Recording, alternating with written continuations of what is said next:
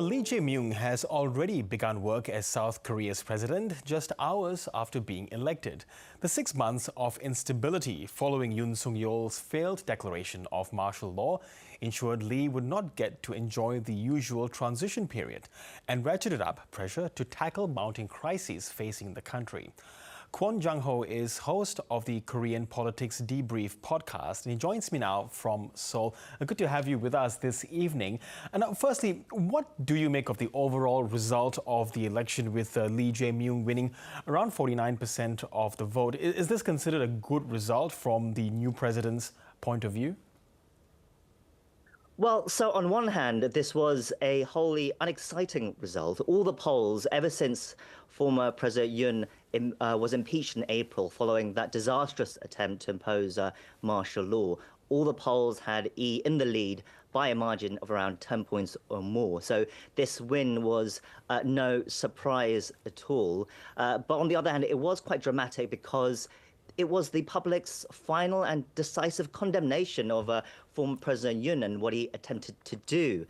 This election was first and foremost about sending a message against martial law, voting against the party responsible and drawing a line under it once and for all. And in fact, Lee Jae-myung campaigned on that. He urged Koreans to end insurrection by voting for him. But yes, a 49%, considering that might actually not seem like a lot, because that's only 8 points ahead of his opponent. There's a couple of reasons for that. One is because Korea is at the moment a deeply divided nation politically. The two sides of the political aisle really don't trust each other. So even though there was this debacle with former President Yoon, most conservatives in Korea are still not willing to trust the other side, particularly Lee Jae-myung, who they have a lot of issues with, and not just his policies, but his moral character as well. And then the other point is, because of these issues that he has, he is someone with a lot of issues, a lot of controversies, from legal issues to issues around his character.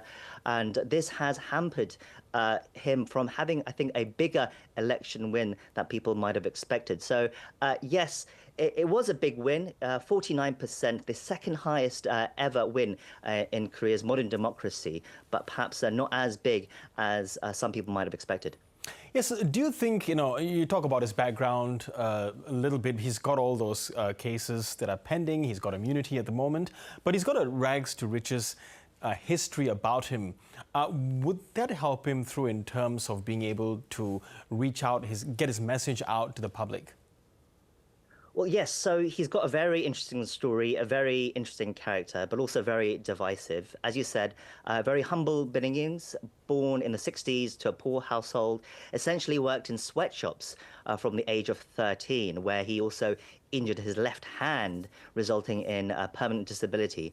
But despite that, he managed to become a human rights lawyer. He entered politics in the mid-2000s and rose up the ranks of the Democratic Party, becoming a mayor and then a provincial governor as well. So he made a name for himself as well, implementing a lot of interesting progressive policies. But as I said, he's faced a lot of controversies, multiple allegations of corruption from his time as mayor and governor. There's even some accusations of involvement in illegal financial transactions with North Korea. These trials are all still currently ongoing. Whether people have turned around, this election wasn't really about him. It was more about the fact that they wanted to send a message about martial law. So they still have a lot of misgivings about him, which is why I think there won't be much of a honeymoon period at the moment. I think he's going to need to hit the ground running to try and prove his doubters wrong.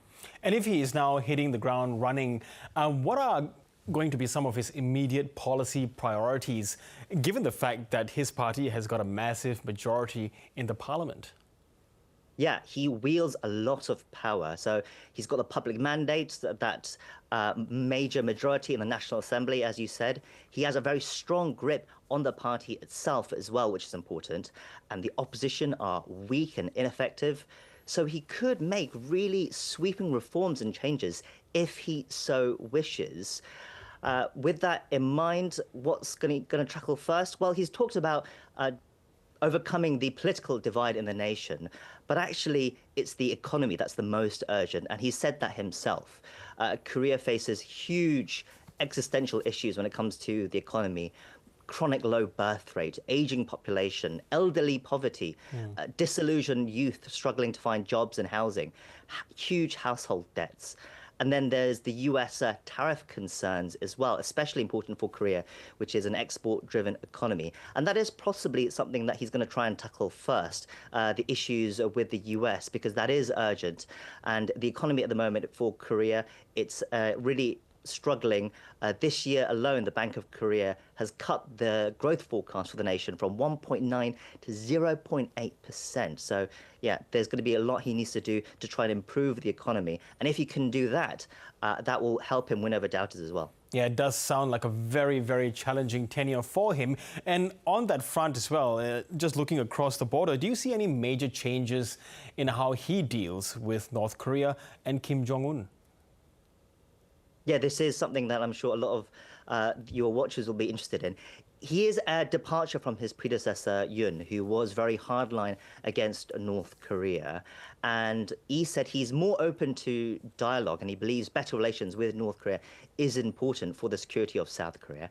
However, he's not an ideologue like former President Moon Jae-in was, who really tried to make improving relations with North Korea an essential part of his legacy.